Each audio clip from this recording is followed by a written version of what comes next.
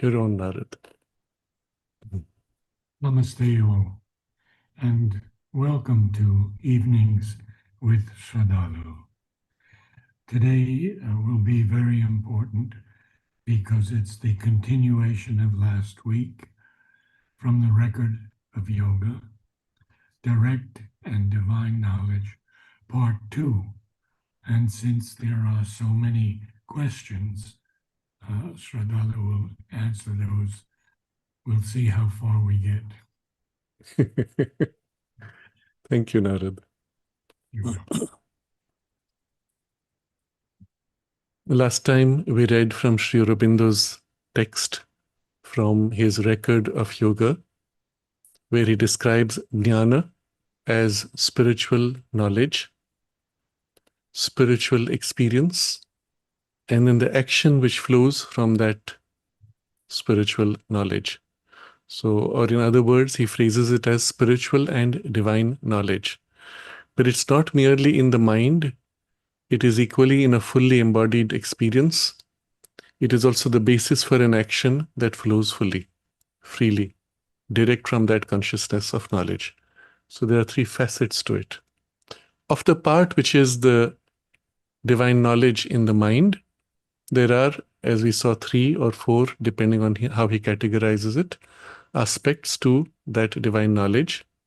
One we saw was the revelation, where the knowledge is seen and known in its entirety, nothing is hidden. Then there is the inspiration, which is as if something heard and received, but containing much more the process, movement, the rhythm of its unfoldment. And then there is the intuition, which we have to use the Sanskrit terms, drishti, shruti, and smriti. The intuition as if something remembered which was forgotten. You'd forgotten that you knew it, and now it's remembered as if. And this is the nature of the intuitive dawning of the knowledge, but it's also an experience. And then the fourth facet of it is the discrimination. And Sri Aurobindo highlighted the importance of discrimination today, particularly at this stage in human evolution, because it is that which will prevent the immixture of other things.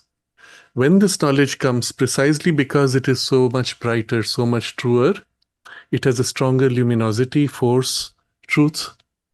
But when it comes in a part and the mind quickly catches, distorts or adds things to it or chops off things, reducing it to its preferences, there is a huge distortion, and the extent of the distortion can be that much greater, that much darker, precisely because this is so much brighter.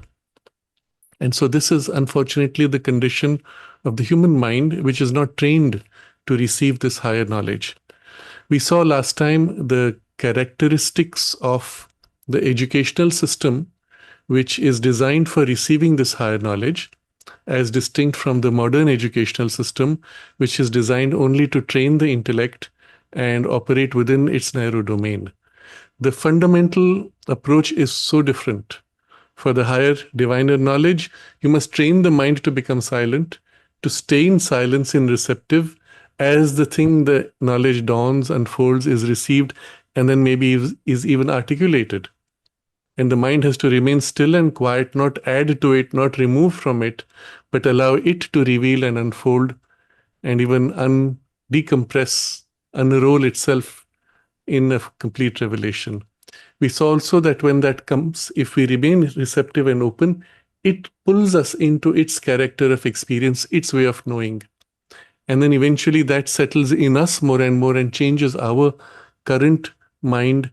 Its mold, its substance, its way of working is gradually transformed by the descent of the higher.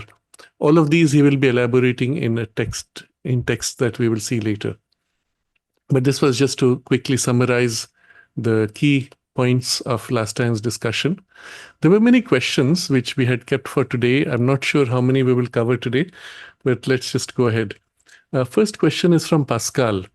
He's appreciating the content of the video. And then he says, however, Sraddhalu speaks of divine knowledge in a way from above. And if on the Gita, I'm just reading, this device with the blazing lamp of he raises the incandescent knowledge within us. or divine inner being, which raises within us the divine lamp, blazing lamp of knowledge. These are translations from his French. Or a fourth one is raises the lamp of inner knowledge and floods all of our existence with his happy and divine radiances. So the question Pascal has, is this divine knowledge that we are supposed to find above the same as that which we can find through the heart and union with the divine? The two approaches are undoubtedly complementary. And then he asks, I would love to hear also a few words about Sarama, the celestial hound, which is also linked to intuition, because these Vedic deities I do not know. I know nothing about them, but it resonates deeply. So yes, this is a very important question, and the distinction is important. I'll start first with a general observation. The divine is one. So there is only one relation, finally. But because the divine is also infinite potential, with infinite aspects, infinite variations of relationship or means of being known, knowing himself in infinite variations.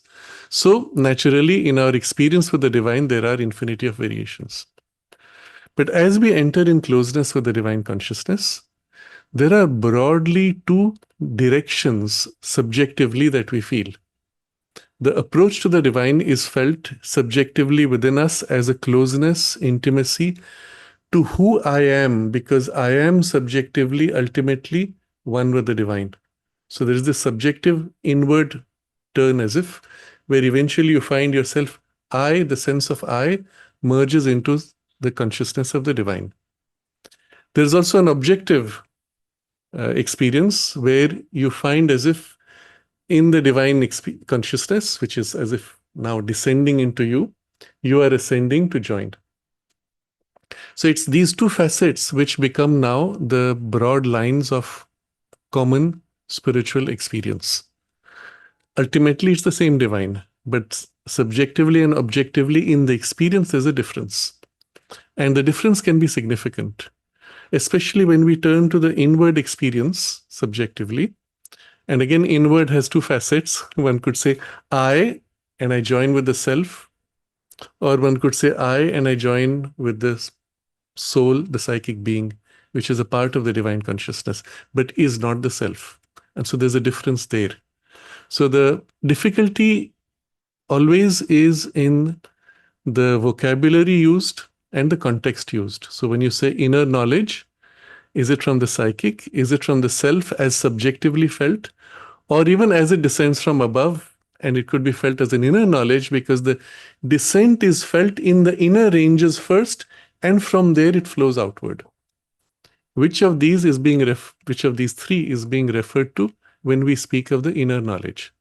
So in general texts where the distinction is not so important, Sri Aurobindo does not make the distinction. In the context of the Bhagavad Gita, for example, the distinction or the importance of the psychic being is not so strong.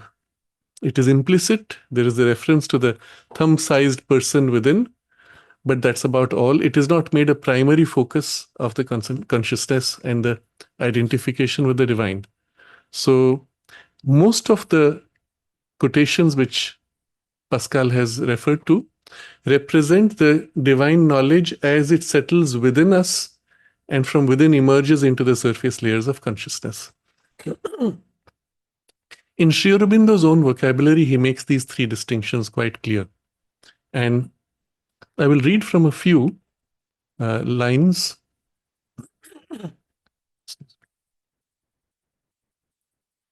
So, this is from his letters, where he speaks of knowledge, experience, and realization. He says, knowledge by thinking process would not be spiritual knowledge. True knowledge comes by spiritual realization and experience. This is the jnana. There are such realizations and experiences. Realizations are the essence of knowledge. Thoughts about them, expressions of them in words are a lesser knowledge. There we don't use the word jnana. And if the thoughts are merely mental without experience or realization, they are not regarded as jnana in the spiritual sense at all. So now you understand here the word jnana as it was used in the text we read last time, and possibly what we might read today, is always a spiritual experience where you are one with what you know, but in that domain, not a mere mental thought, a mere mental representation, or a verbal articulation of something understood, but secondarily.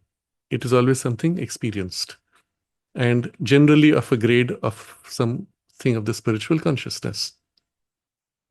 Then again, in the same series of letters, he says, it is in the silence of the mind that the strongest and freest action can come. For example, the writing of a book, poetry, inspired speech, etc. When the mind is active, it interferes with the inspiration, puts in its own small ideas which get mixed up with the inspiration, or starts something from a lower level, or simply stops the inspiration altogether by bubbling up with all sorts of mere mental suggestions. So also, intuitions or action, etc., can come more easily when the ordinary inferior movement of the mind is not there. It is also in the silence of the mind that it is easiest for knowledge to come from within or above, from the psychic or from the higher consciousness. So I read this in some detail because you see at the end he very clearly makes two directions distinctly. From within the knowledge comes, from above the knowledge comes. From within it's the psychic, from above it's the higher consciousness. So psychic is not higher consciousness. Obviously, there's a difference, at least in the vocabulary, as Sri Aurobindo uses. So let's understand that a little more.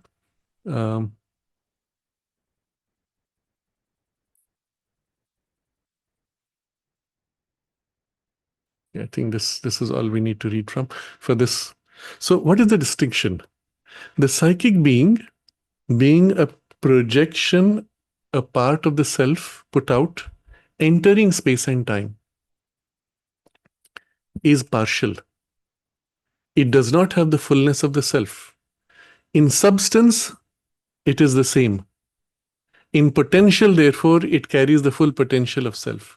But in what it carries and how it expresses itself, its capacity to express, its capacity to organize are not fully developed. And because it is in space and time and in limitation, it can grow and evolve. For the self, which is always complete, there is no compulsion or requirement or even possibility of growth and evolution, at least in our sense. It can, of course, draw out unendingly possibilities, but it's not growing. They were always there. So in the psychic consciousness, you have the essence of the knowledge and the full potential of its unfolding, but it is not yet developed. And so to that extent, when the psychic influence comes forward strongly, or the psychic being is itself emerging, you have spontaneously two of the facets of the intuition present. First and foremost is the discrimination, the viveka. And second is in the touch, the intuition of something known. The moment you think of something you know, you enter into contact with an experience, and there's a spontaneous knowing of it, but in a limited extent. It is not the revealed knowledge which is what descends from above. So it will know, this is true, this is divine, oh, this is mixed, this feels wrong. To that extent, it can reveal. So the discriminating aspect is very strong, absolutely sure, but also in its knowledge that comes with, which is almost intuitive as something remembered, it is there but limited to that moment and to that contact, not necessarily complete, but enough to identify what is true and separate from what is false.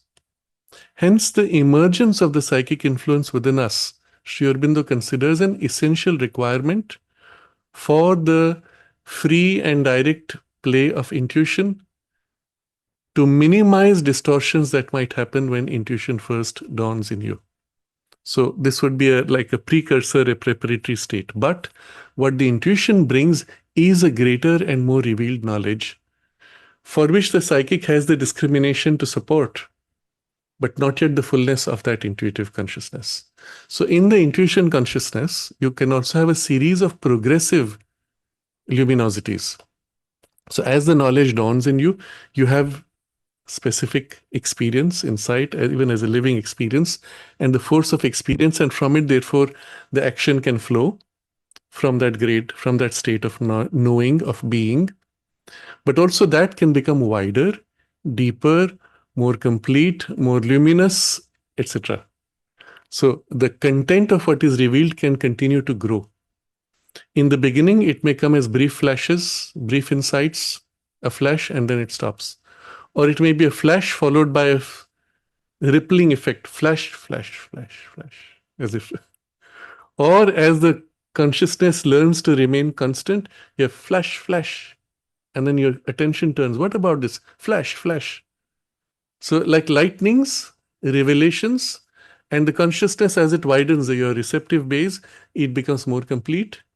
As the substance of your mind is more and more infused with this higher grade descending, it is acclimatized, and then the flash need not be in an instant.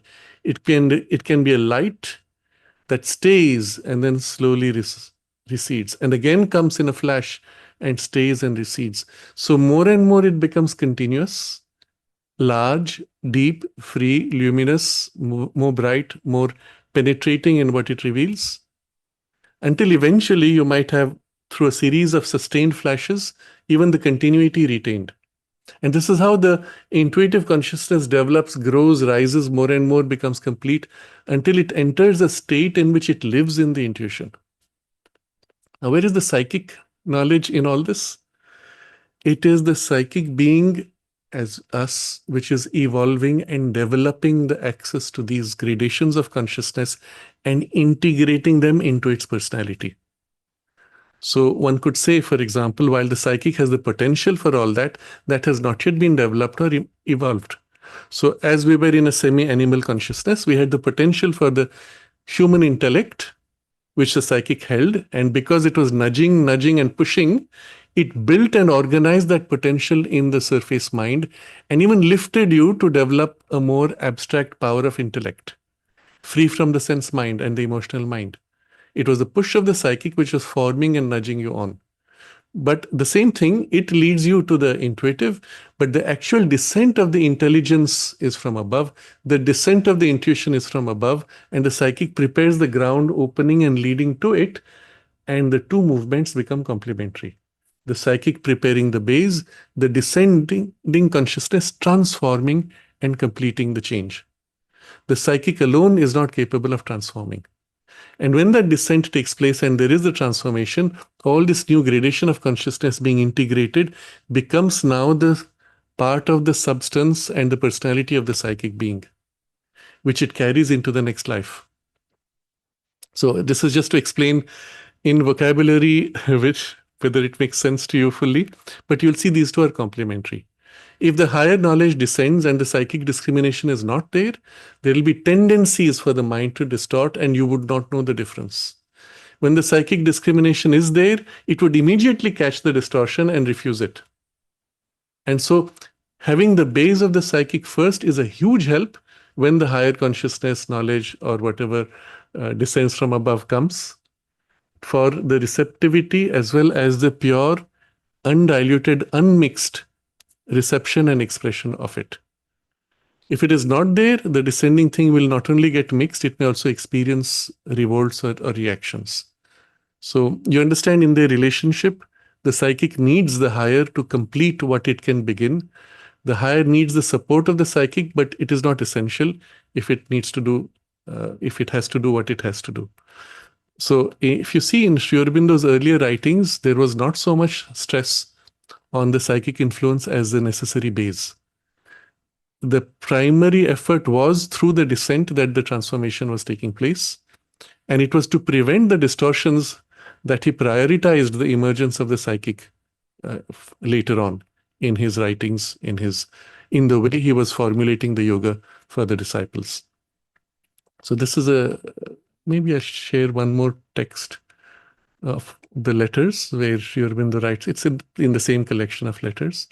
He says, Ordinary human minds, Europeans especially, are accustomed to regard thought as indispensable and as the highest thing.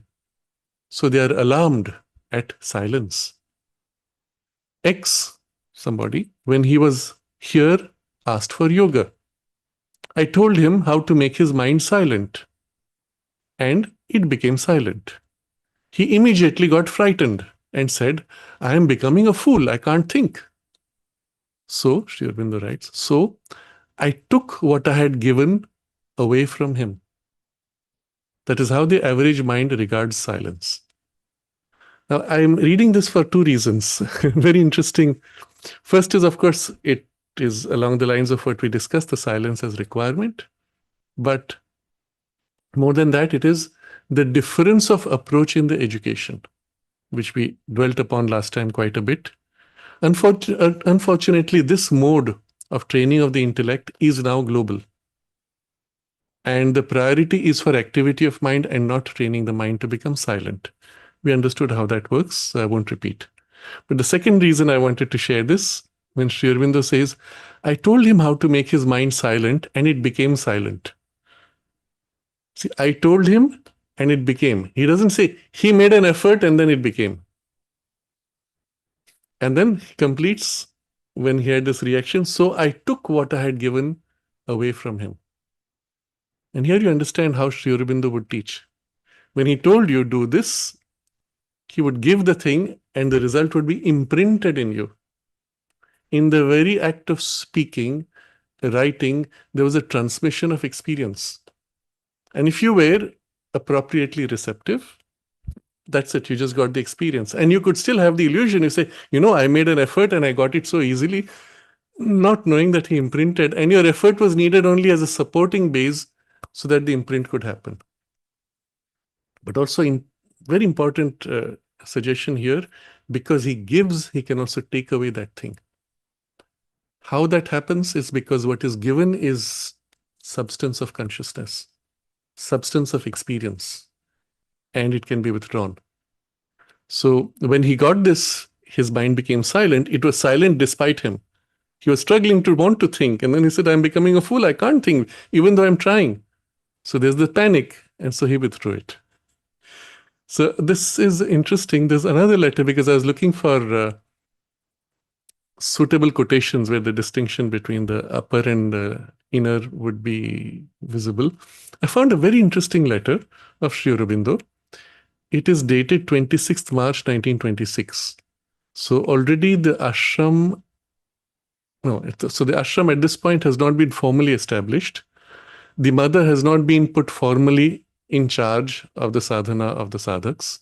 Nevertheless, the transition has happened on an occult and spiritual level.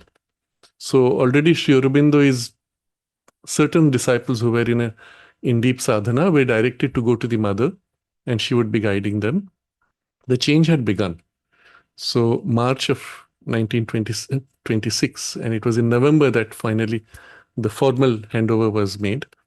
So I'm reading from his letter, which is quite remarkable. He refers to himself as AG. So what happened was someone had drafted a letter. Sri Aurobindo rewrote entirely the letter, but he kept the language. So, dear friend, he writes, I have shown your letter to AG. Now Sri Aurobindo is rewriting as if coming from this other person. And below I give you his answer to it. So he says that you had certain intuitions, you're quite right, etc.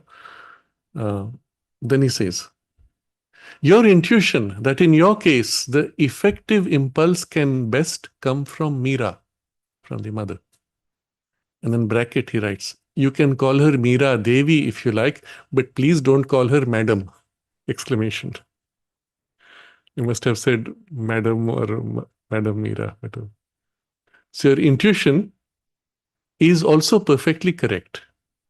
When she saw you from the window on the terrace on your last visit, she herself said to AG, Sri Aurobindo is writing this, she herself said to AG, Aurobindo Ghosh, so himself, this is a man I can change, but he is not yet ready.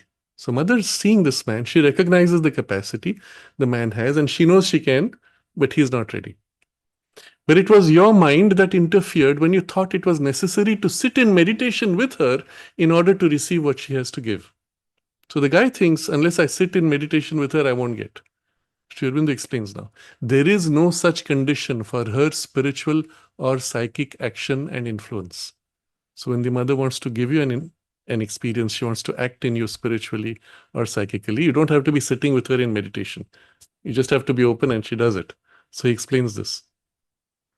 It is true that she was not mixing with the sadhaks at that time, partly because they themselves were not ready to take the right relation and receive her influence, partly because the difficulties of the physical plane made it necessary for her to retire from all direct contact with anyone, as distinct from an indirect contact through AG.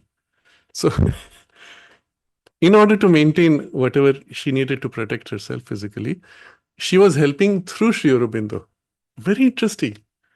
So normally we're used to Sri Aurobindo's force flowing through the mother, and she's saying she kept indirect contact through Sri Aurobindo. And also because partly the sadhaks were not ready to take the right relation and receive her influence.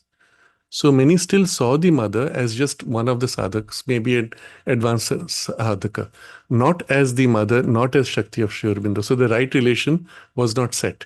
That was set formally in when Sri Aurobindo announced the formation of the ashram and put the mother in charge, 24th of November 1926, of which just 1 year from now, we will have the first centenary.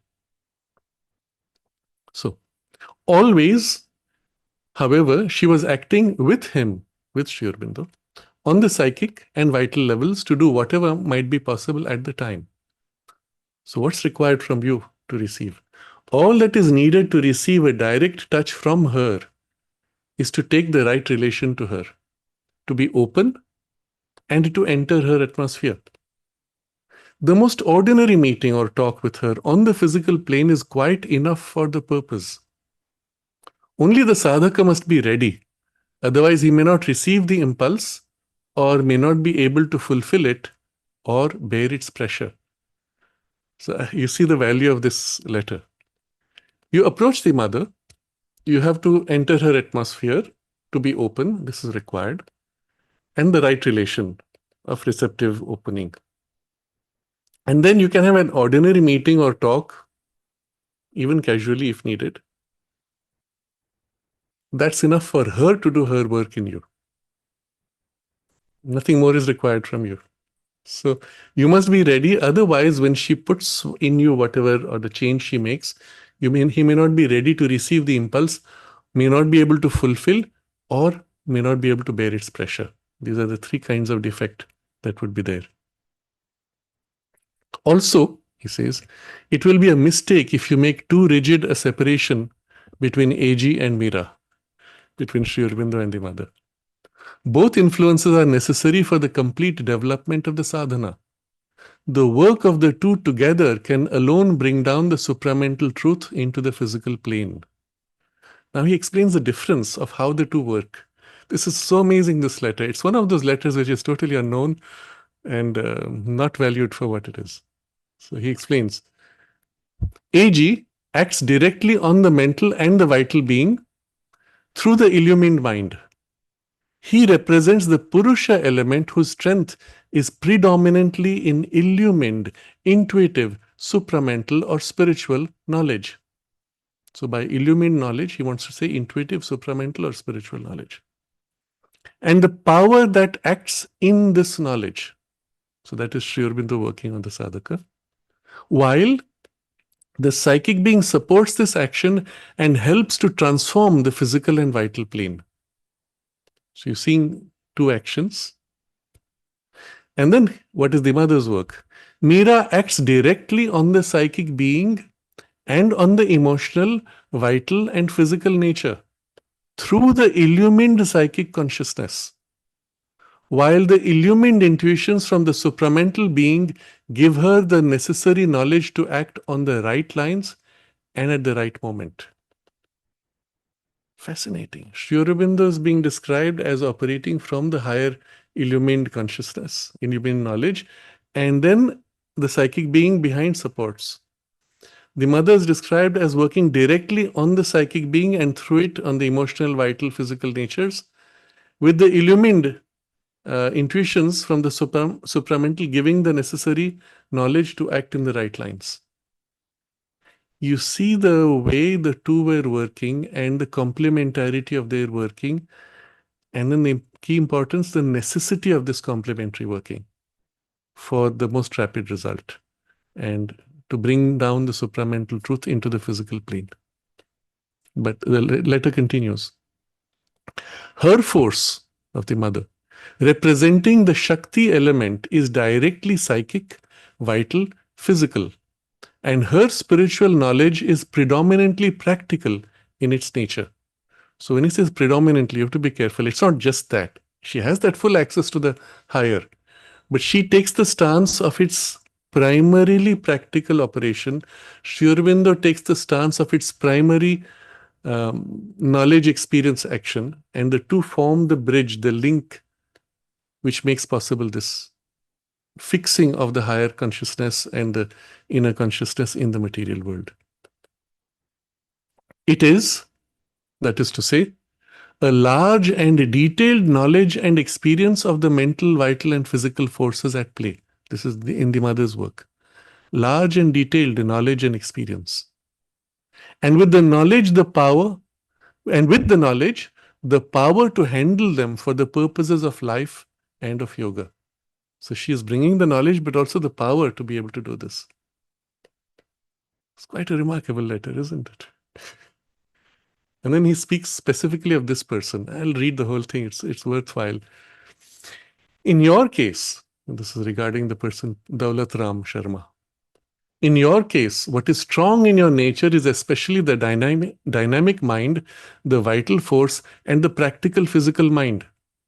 The thinking mind in you, in spite of the interest it has taken in religion and philosophy, is not easily open to a true illumination.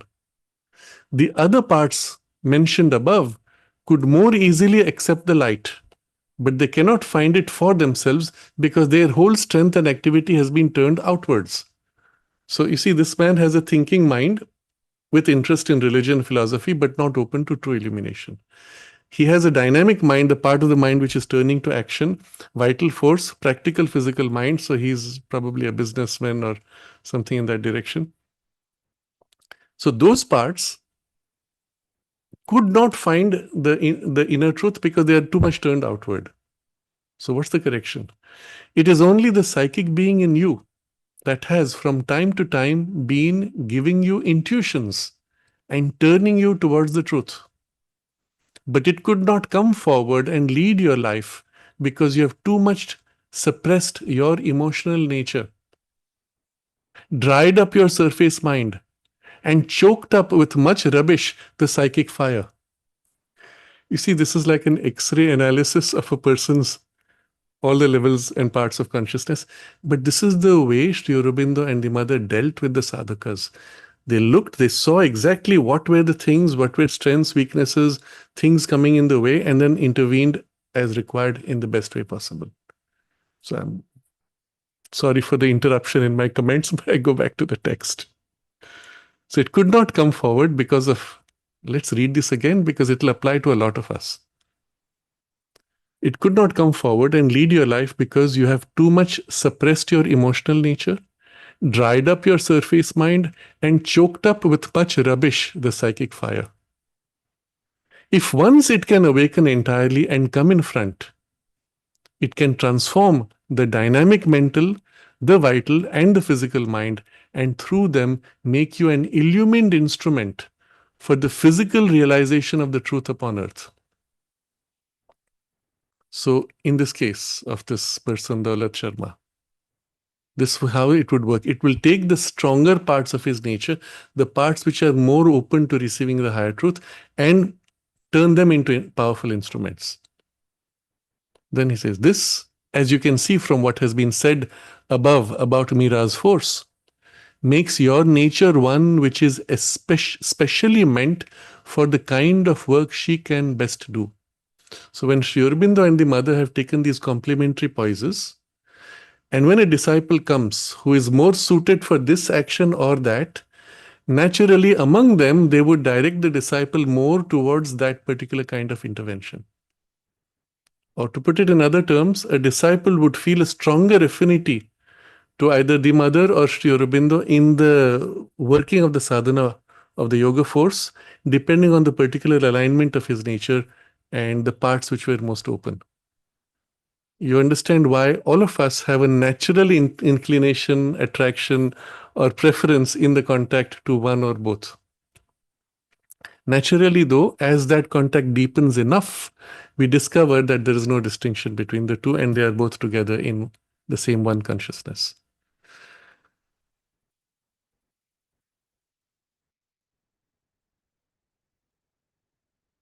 So I skip some more portion of the letter where he speaks of brahmacharya and other things. And then, now since you have these intuitions, why not act on them? So his intuition was that he needed to open to the mother.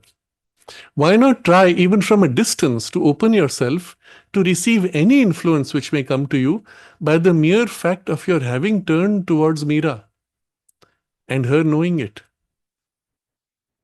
If nothing else happens, the necessary psychic preparation may take place. So far, your preparation has been only mental. So the psychic preparation will begin if you open to the mother like this, even from a distance. So it's a letter being sent. He's living in another city. And then Sri Aurobindo writes, at least you could try it. Only do keep your mind quiet, not silent or blank. See, this is a problem people have. I can't make my mind silent. I can't make it blank. No, you just need to be quiet. So keep your mind quiet, but put outside you. Look at the thoughts if they rise, but wait for a higher truth, for the psychic being to come forward, for the psychic intuition to speak, and when it comes, do not let the mind meddle. If there is something not quite clear, wait for more light. Give your soul a chance. That is what is needed. So it's one of those amazing letters, but very helpful for all of us in our own sadhana, isn't it? So I think it's a pretty longish response to Pascal's question, but an important distinction to be made. Rumpel commented in the chat box last time, Shruti sounds more like a flash of insight and Drishti is a more sustained knowledge. Yes, there's a difference. So if we look back at the three words, intuition, which was smriti as a remembrance, inspiration, which is in the nature of the hearing, Shruti, and the revelation, which is in the nature of a seeing and a knowing, which is more complete, you'll see a natural sequence in terms of completeness. I gave the example, you have an object with your eyes closed, you touch, you feel it, you know it intimately in the contact. So you hold and you can feel its texture, its substantiality. And then as if out of it further knowledge emerges in its rhythms, in its vibrational quality, and it grows from there to become more complete. And you know, the way it unfolds, it works out, it flows. And that's the sense of the intuition, inspiration which flows. And then as your eyes begin to open, you're not only touching and hearing, as your eyes begin to open, using the analogy, you see it not only from outside but inside out. You're one with it in the seeing, and that becomes the revelation, the drishti. So you could describe them as 3 degrees of deepening of the divine knowledge and the divine way of knowing, jnana. So that's the reason why we have these 3 distinctions. In the chat box last time, CDMG had made a comment. I only read a portion. I missed the other 2. He said, in my experience, academic research is done by first having intuition or foresight of the result, and then verifying it or justifying it with intellectual processes. And perhaps those that did this extremely well included people, Tesla and Ramanujan, who would simply close their eyes and see the result and note it down. I used to assume that we were supposed to pick a random situation and investigate, and experiment on almost blindly, hoping to find something interesting. It is not actually that blind, I think. Yes, in fact, it would be a huge mistake to try out random situations and grope blindly. You would simply remain blind, never know. Always, always, without exception, any scientist who has done anything useful begins with an insight, which is an intuition. However partial, however distorted, it is still an intuition. Something felt, it feels like this could be it, or this is it. Let me verify. And you make the effort. So if you don't have an intuition and you start simply blindly experimenting, nothing happens. Now, you see, one of the theories, because science starts with your knowledge coming from the brain, one of the theories is that, well, you keep trying, eventually you hit something, and then you make a great discovery. So when they look at knowledge which is very precise, for example, one just thing which comes to mind in Ayurveda, you have precise knowledge of herbal effects of different herbs or vegetables or any foods. Sometimes so advanced, so precise that modern technology is validating today in ways that there was no way we could validate before. So, for example, a certain peptide is found to rejuvenate the cells, or some particular content of the plant is anti-inflammatory in a dramatic way, or a cancer cure. And we have always used it in Ayurveda. And modern science says, hey, why is that plant so effective? Let's double check. And it finds, oh, there's this molecule.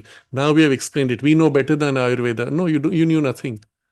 Ayurveda showed you this works and you validated by isolating the component which seems to make it work. You had no way of knowing it was there.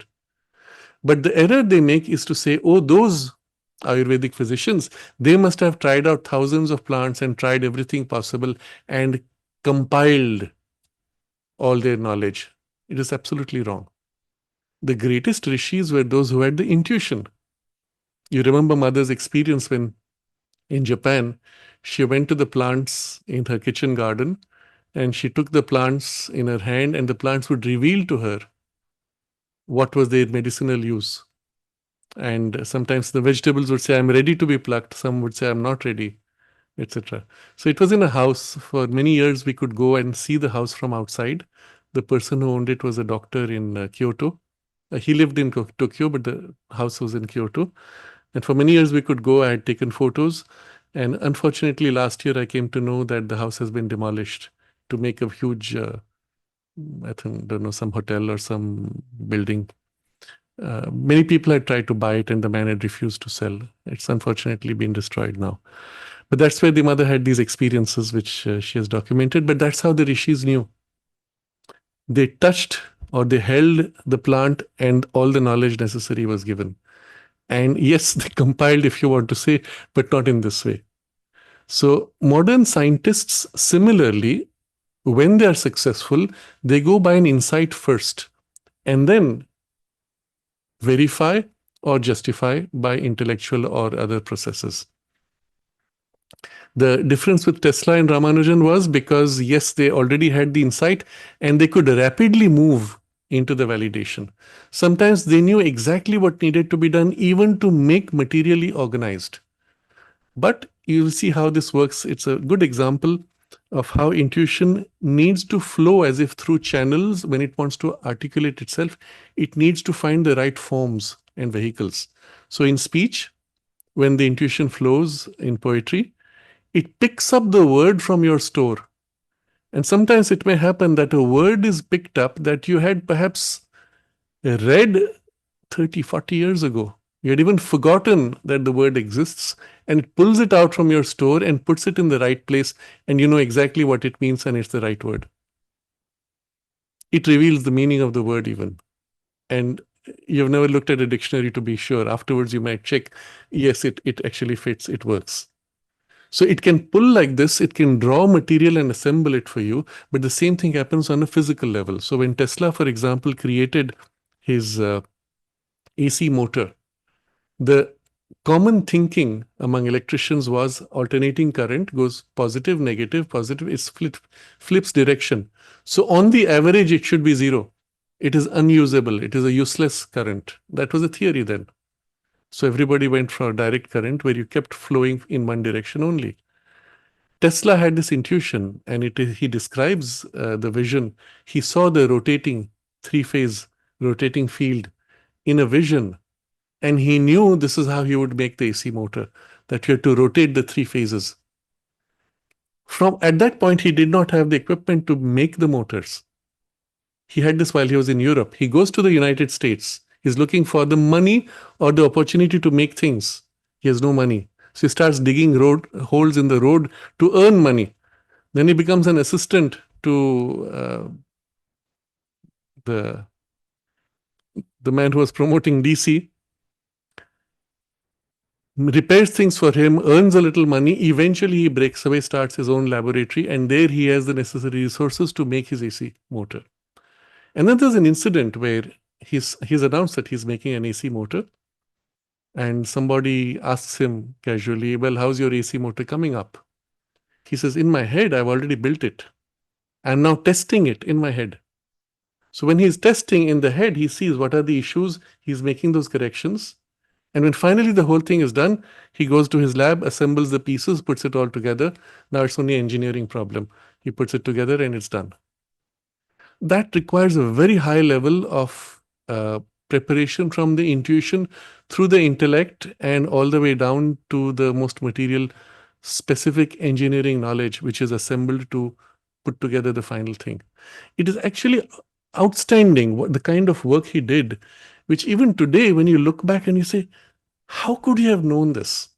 He didn't seem to have made 100 experiments. He finds the optimum arrangement. For example, when he makes the AC current 60 hertz, as in America, for 60 hertz, the voltage had to be 110. And he gives a whole logic around this. But if you want to save on copper, then you go for a higher voltage, 220 volts, as in Europe or in India, for which the frequency has to drop to 50 hertz to keep the resonance in the ether appropriate for maximum efficiency. Now, in his mind, he's seeing this, and he's seeing literally the way the modern world of electricity is going to be built up for humanity. And he's able to articulate these two modes, these two optimizations, which literally define the electrical age for the next 150 years. It's amazing. And it comes only from this precise, clear intuition all the way down to the engineering training that he has. Okay, so that was... There are a few more questions. Maybe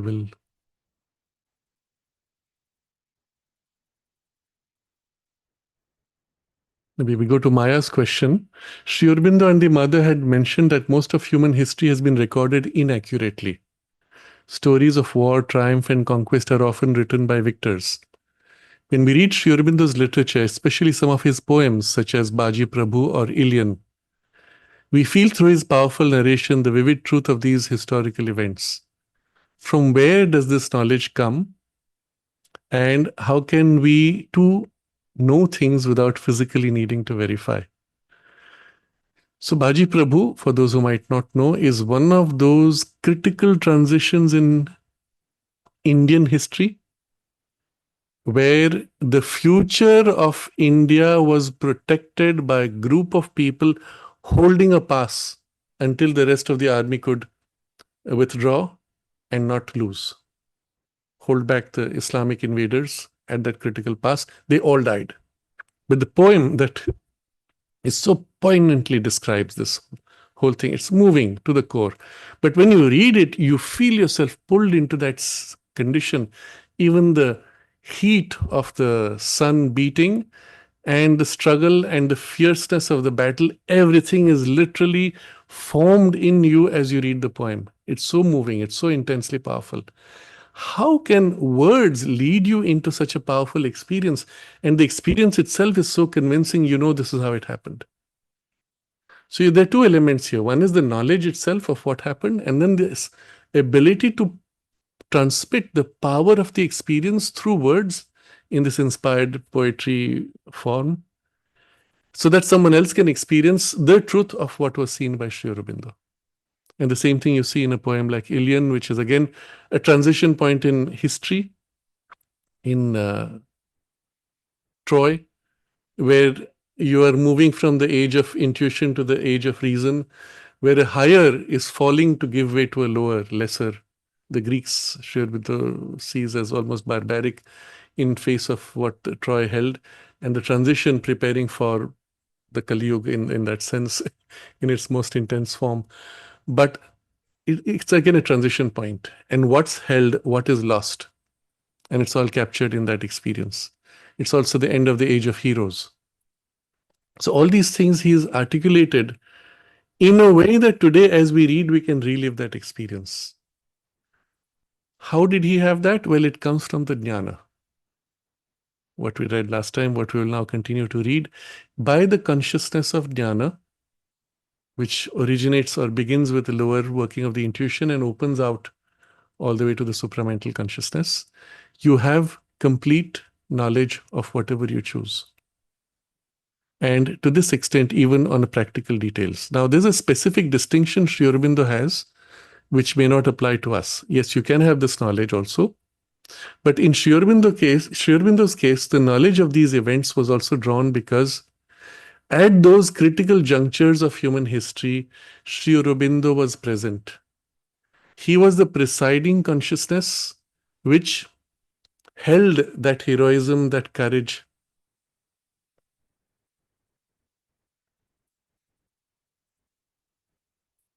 which gave these heroes the strength to achieve the impossible, to hold in his grip that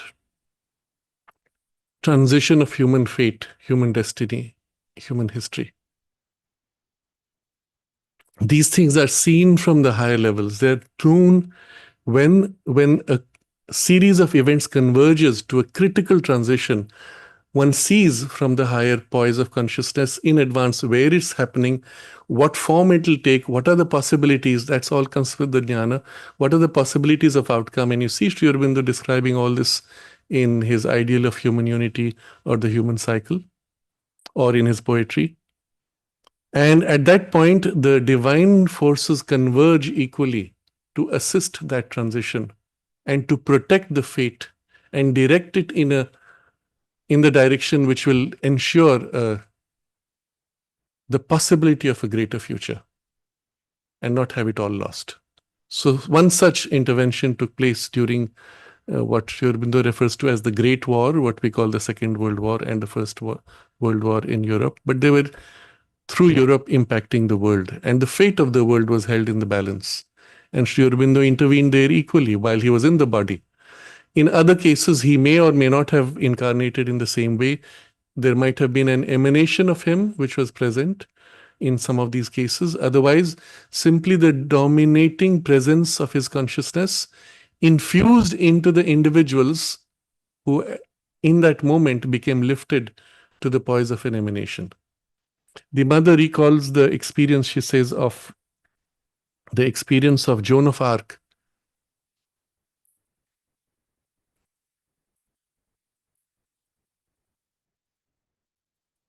When she felt lifted by the surge of the spiritual force working through her to accomplish those miraculous interventions. So mother remembers this because it was her consciousness flowing into her, into Joan of Arc. She was present. In a sense, she embodied herself in the force that incarnated in Joan of Arc. And then there were times when it withdrew, and she was then an ordinary woman. But the consciousness which infused was the mother. So she remembered those moments. Not that she would remember the whole story of Joan of Arc, because it was not her. So these are complex realities which we tend to want to reduce to, oh yes, so and so is incarnation of. It's not so simple. There are these partial infusions which take place in emanations and states sometimes for a period. When the best vehicle is found for that work, it is used. So in this case, Many of these are remembered by Sri Aurobindo and the mother because they were present. So it is there, in a sense, held in their personal memory, uh, but also they are available beyond what was there in their personal memory for all of us even to be able to access by such means.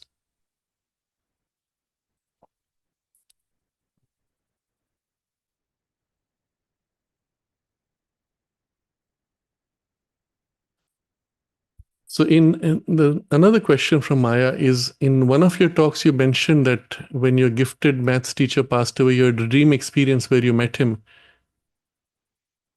and asked him if he could pour his knowledge into you, like Kapali Shastri once poured his knowledge of Sanskrit into the mother. How is knowledge transmitted in this way from teacher to student without any outward instruction?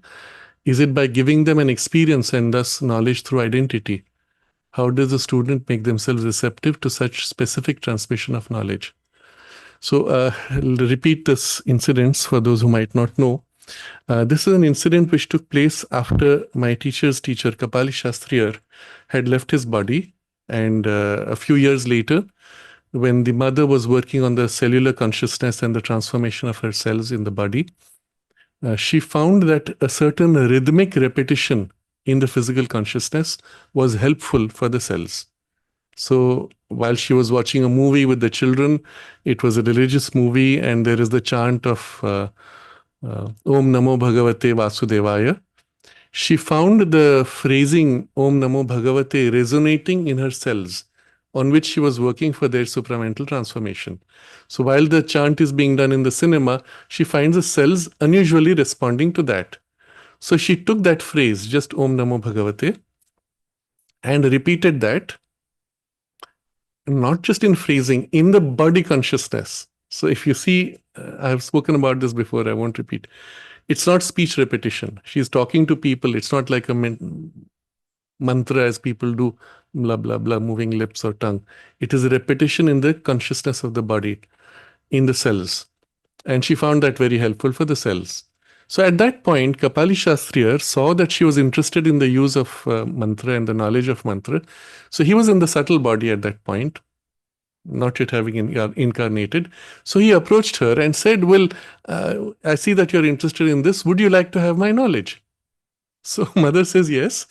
And then mother described to Panditji how she said, I opened my mind and he poured all his knowledge into me. Isn't that amazing? Isn't that so simple? You see, we intuitively feel that this should be possible. So a lot of human intuitions are articulated in cinema or in science fiction. For example, in this movie, which is called The Matrix, you have this person who is inside the Matrix and he doesn't know how to fly a helicopter. He phones up the person who's outside the Matrix. He says, download the knowledge, and he receives the knowledge, and then he has within him the capacity to fly the helicopter. So there, of course, it's explained in terms of software and so on. But here, this is the reality, especially when it deals with knowledge of this kind, which is knowledge that is experience. It's not mental knowledge, which is words and ideas of an experience. It's not the experience itself. But when you're dealing with jnana, it is knowledge that is held as experience. So when it fills you, it brings into you the capacity naturally. So this becomes you remember the three facets of jnana, which is the mental knowledge. The second is the experience knowledge. And the third is it flowing into action and right action. So when the three facets are developed, as the knowledge flows into you, it becomes right action effortlessly and perfectly, to the extent that, well, your vehicle, machinery, biology, etc. can convey. But in this way, one can acquire any specific knowledge from above, sometimes with very precise capacities. Much depends on, when you translate to the biology, much depends on the biology's receptivity and flexibility. But assuming it is there, if you have a trained body consciousness, it goes all the way to the physical. And so much of what the mother used to herself express came from that. So much of what she transmitted to others was similarly infused. So if you go back to the letter we read earlier to that Dr. Daulat Sharma, we find Sri Aurobindo writing to him, when you open yourself and she will put into you that thing. Or the example Sri Aurobindo gave of putting the silence of mind into this person. So they can infuse into you, and then, assuming now your body is not perfectly receptive, which obviously none of us have, with a little bit of effort, suddenly you find the capacity awakening and flowing in you, and you're able to do pretty much whatever it was that was required. Go back to the example which I've often quoted of Romain, who after coming here as a young boy, suddenly flowers out into poetry, in music and literature. He would play the sitar, the tabla, I don't know if there was another instrument, and he would sing. And within 2 years, he has developed proficiency in all these suddenly. And Sri Aurobindo points to that and says to Nirudh that this is an example of what the yoga force can do. But what happened? So Sri Aurobindo infuses into him the yoga force, but also seeing in him the potential. Now you've seen how they mapped out a person's capacities, weaknesses, and strengths. It's actually much more. They would also see the lives from the past, the potential for the future, the soul's aspiration for this particular life. And knowing all this, they would infuse the nudge, the push, the capacity as much as necessary. So seeing this potential in him, he would infuse that capacity, and then the man makes a little bit of effort, he's inspired, he makes a little bit of effort and just starts flowing out. That's how it works. So how is this relevant for us? If Sri Aurobindo could do that with Romain Palit, he can do that with you, with all of us. The Divine Mother is everywhere. She can do that with all of us. So the question really is, do you open yourself to receive what she can give you?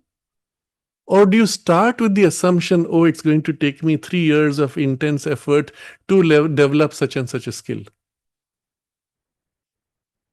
This is the big difference between the Occidental educational framework and the ancient Indian educational framework.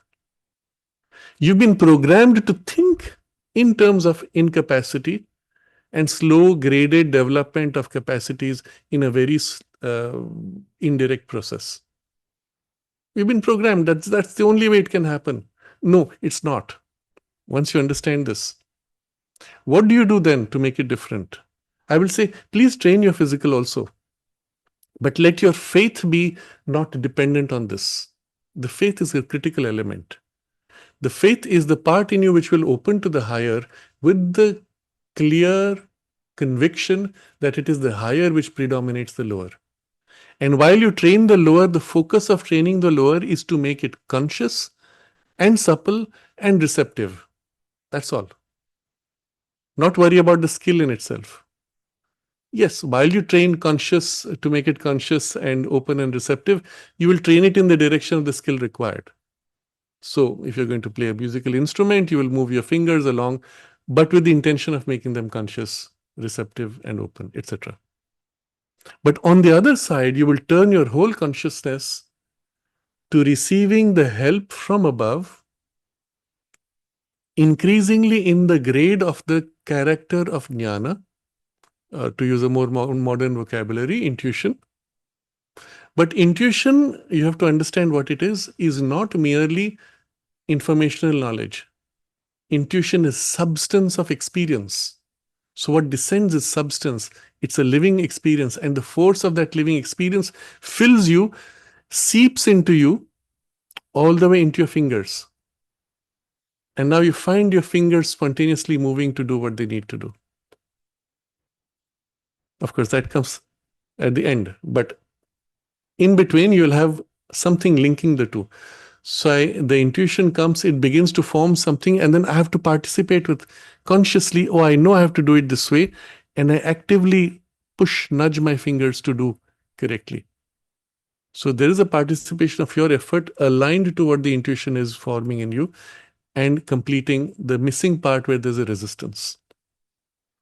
So I'm going into somewhat detail, but if you get the hang of this, you can in principle develop any capacity, any skill very rapidly, so rapidly that by conventional means it would be considered impossible or unusual, or they will simply say you are gifted. That's all. Gift means nothing, it explains nothing, but it's true, it's a gift. You received the gift from above.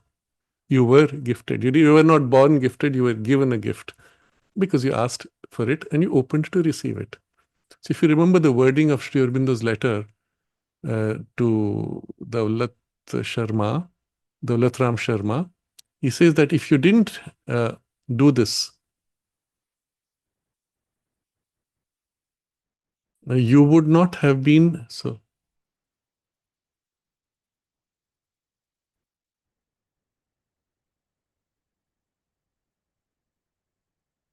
You would not have been able to hold. There are three things he said. Seeing if I can find the text again.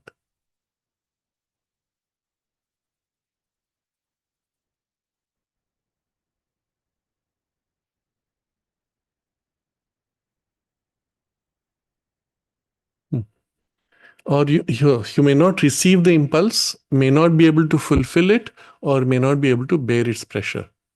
These are the three things. So the third particularly is interesting because there's a push. Whenever there's a help, something is infused, it's pushing you. And if it is strong, then you find it yourself overwhelmed.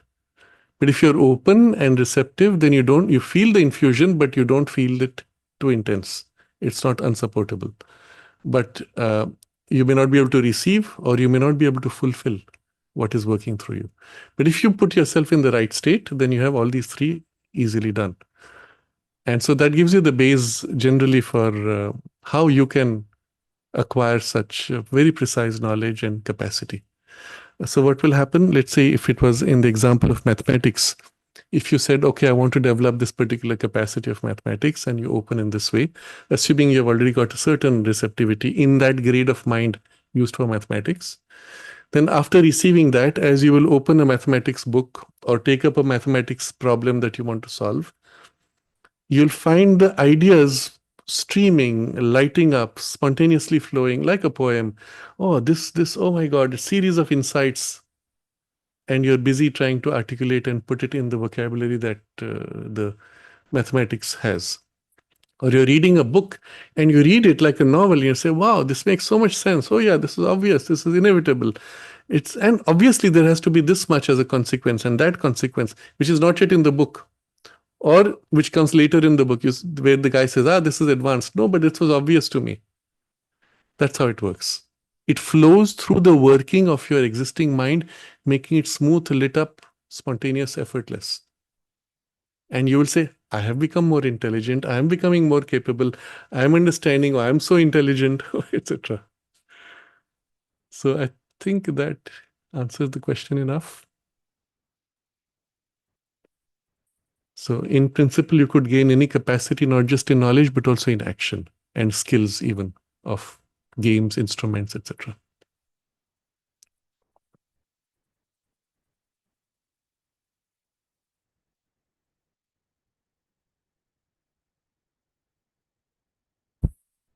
The last question from Maya will take, because it's all directly related to our topic, so it's worthwhile. I had read an old article in on the ashram atmosphere where an old sadhak described the quality of a dense, pregnant, and creative silence that pervaded the ashram in the early days. We have felt this during certain moments too, in the presence of their rooms or other sacred spaces.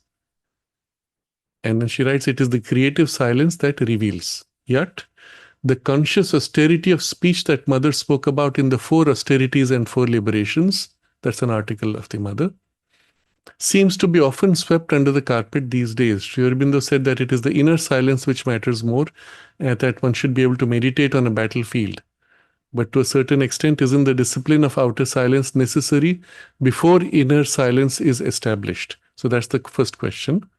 Second, what role does silence in all its forms have on initially the pursuit of knowledge and understanding, and ultimately the realization and transformation? So it's about silence. inner and outer. So the question really is, don't we have to have the outer in order to have the inner? So the difficult process would be when you start by silencing your speech, and then you suddenly find your mind is so active with all kinds of thoughts, and then you try to silence your mind. That's the way you've been programmed by the Occidental educational system to go from outside in. That's a difficult way. And yes, of course, you should do that. It's good training, and it will help you to value the easier way. And the easier way is from the inside out. And in the inside out experience, you receive the descent of the peace from above.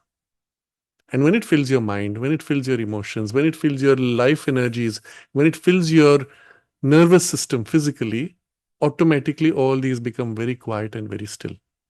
Automatically, no other effort on your part. Your effort only to receive and hold the peace that descends. How to do that? You might find helpful the exercise which is shared on the YouTube channel, which is called Guided Meditation for Descent of Peace. Basically, you concentrate above head, feel the space, not the physical space, but the inner space, where you'll feel very quickly a dense presence, which is a dense peace. It is an aspect of the self. You feel that until it grows dense, and then slowly you bring it into you. Now, when it fills the mind, automatically your mind becomes still, silent. Unlike silence, the state of peace allows you to think if you want, but naturally you are effortlessly in silence. From there, external speech may stay in silence or not is irrelevant because you already have the inner silence. So if you want to establish inner silence, this is a much easier way. By allowing the place within you, which is already in deep silence or peace, to come forward or to descend in you, it brings into you already the gift of what you're seeking. In the integral yoga, always the descent from above and the emergence from below, from within, are the two most powerful means of any realization, instead of you struggling from outside in. But when that happens, now you have the inner silence, let's say, and subsequently outer partial or other silence. That's not enough. You want to have this higher knowledge, ultimately a realization. Well, then from that silence or in that state of silence, you have to turn up and open to the knowledge, experience, jnana, which descends from above, which will then find in the silence a receptive base. So there will be other factors. The silence itself has to become not only deep and still, it should, your mind, your substance of emotions, life energies, even body, should become habituated to being suffused with the silence, with the peace, and to being in a state of receptivity for whatever duration. So one of the requirements for development of intuition, the first requirement is to be able to quiet your mind and remain in quietness as long as you need to, anytime, at will. Develop this using the descent of the peace, and you're ready for the next steps of the intuition. The next step would be, as going back to the question of Pascal, shift your consciousness inward, because the descent of the higher knowledge takes place in the inner layers in your subtle body first, not in the outer layers of mind. So shift in would be second step. Third step, shift up, because the center above head is closer to the intuitive mind than to the rational or lower ranges of mind. So shift the poise of thought to above head poise. From there, you can open and easily connect to the intuitive consciousness.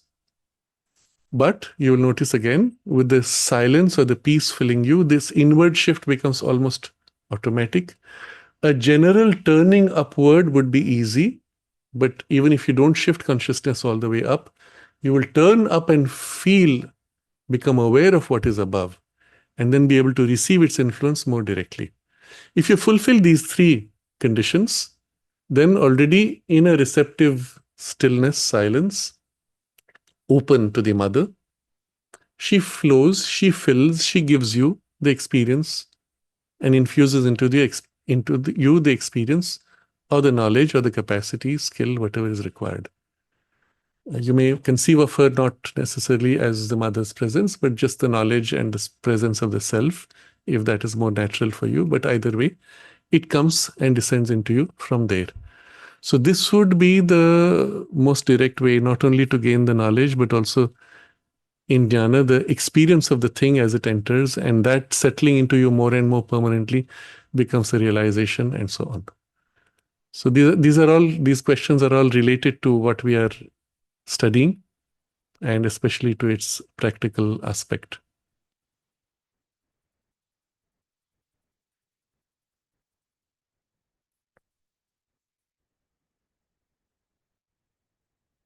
There is one question of Revati. How can mathematics be perceived in the context of divine knowledge? How can the latter be used to improve mathematics skills? The character of math seems to be synonymous with that of divine infinite. That's the question. So, generally speaking, all that we have described would apply to amplifying your mind's capacity to perceive and acquire knowledge in any field, equally in mathematics. So, you want to develop your skills, what we discussed is comprehensive enough. But there's this question in the context of divine knowledge, what is the place of mathematics? Now, there's a very interesting observation of the mother that she makes, that there's a particular zone in the mind, in the worlds of mind, there's a particular zone where you find mathematics and music.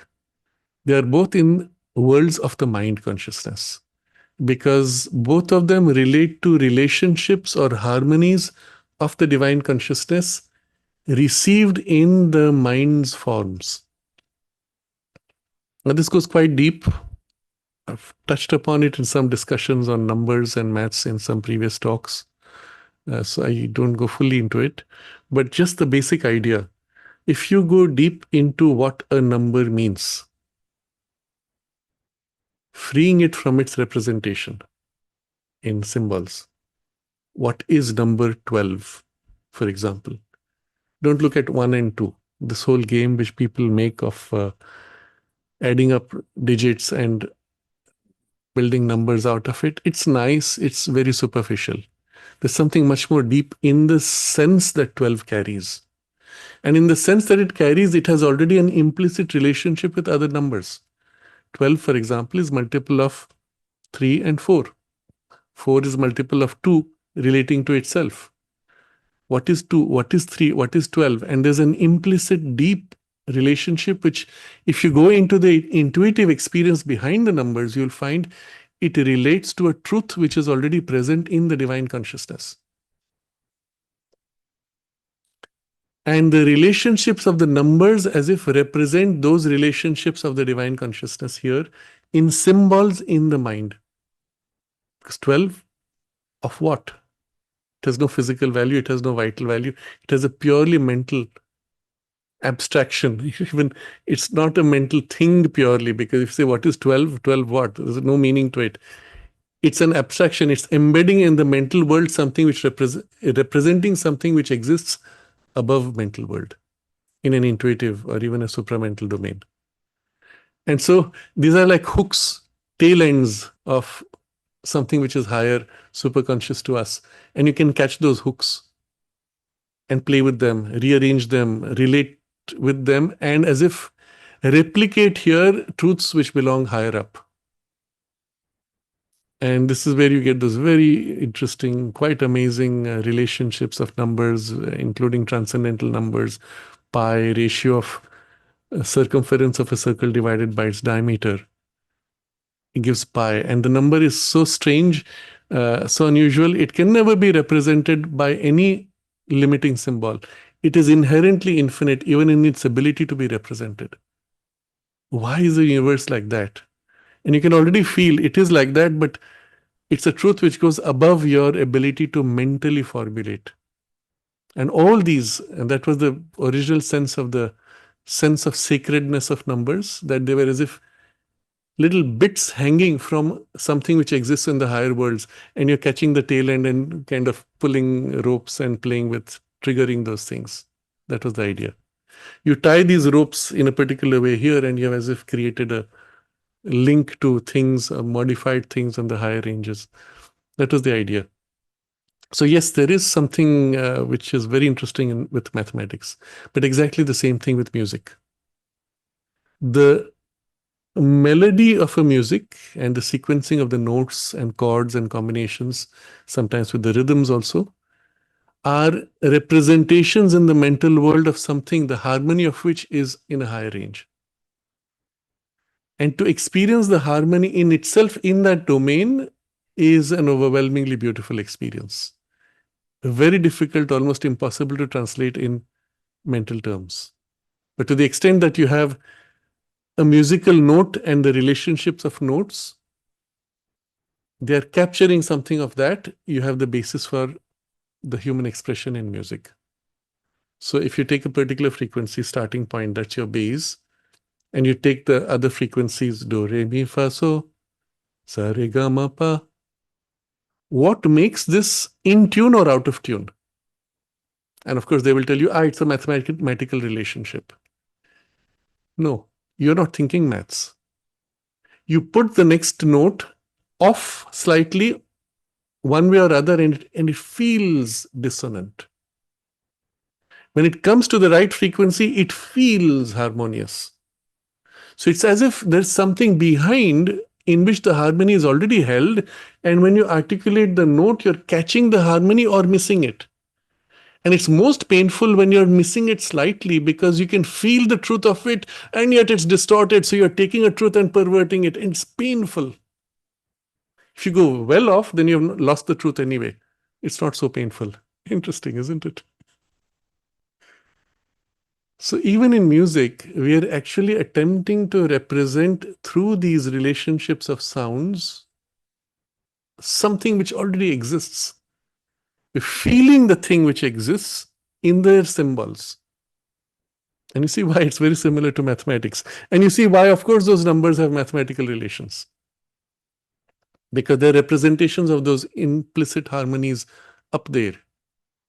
So you can say, yes, there is a mathematical relation. But all those relationships, interestingly, of the correct notes of the octave, all those relationships are transcendental numbers or perfect ratios. But key will be a transcendental number somewhere from which you derive perfect ratios.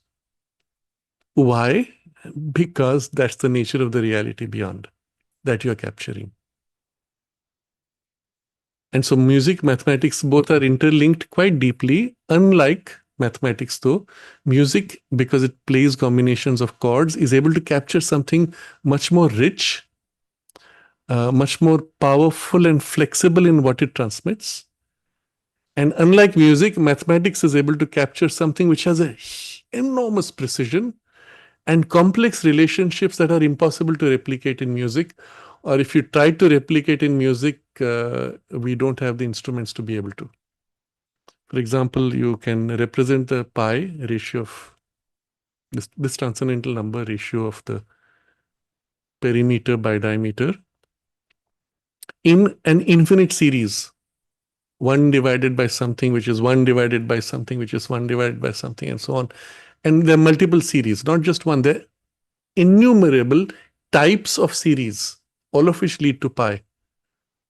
All of which are approaching pi the more you continue to calculate infinitely, but they never reach because you never reach infinity. But you can mathematically show that they converge on pi. Some converge rapidly, some converge slowly, some converge in a particular way, some converge in a different way. There are families of such series of infinities. I mean, it is something so amazing. You're feeling a truth behind what does this infinite series represent. You're feeling the truth of it, but your mind, as if touches it and then falls back. It's trying to seize and it slips through the fingers. But you feel it, hold that. That's the intuitive perception you have. You have an intuitive perception. This series converges rapidly, that series converges slowly. What does it even mean? And if you stop thinking and feel what that means, you catch a truth of a certain character of the divine consciousness and the approach to it in this way or that way. These are various relationships the divine holds with itself. But with mathematics, you can capture with a level of precision, of detail and complexity that in music would be difficult to represent. So there are very different approaches. And you could even ask, well, what's the difference essentially? And it would again go to something which is transcending your mind's capacity. So if I hope that more than answers Revati's question. tempted to take another question since we are in the mood for this sort of thing. Maureen asks, what is the relationship between space, time, and the development of the intuitive state of consciousness that absorbs the supramental Trikala Drishti? Form seems to manifest in space and it sustains itself in space for a duration, time. Space also contains forces. All we seem to imagine is that space is a sort of infinite container. That's our visual of space. So how does space affect consciousness? Perhaps this is a question for the future. The question itself is a bit abstract. She's putting it in the context of our discussion of Trikala Drishti, space, time, and because in Trikala Drishti you're seeing, so to say, the future or the past, and the convergence of circumstances to a particular outcome or not. What does it mean then? What is this thing called space in which all this is happening? What is this thing called time into which all these events are unfolding? So I think the question is more in that direction from the experience of the supramental Trikala Drishti. If you go back to the description of that, you will remember the divine creative consciousness which holds all possibilities in itself. Then it holds a station in which all these possibilities are held back. Certain possibilities are brought forward. And then they are as if developed and unfolding in time. And then there are the moments in the lowest poise with all that behind held.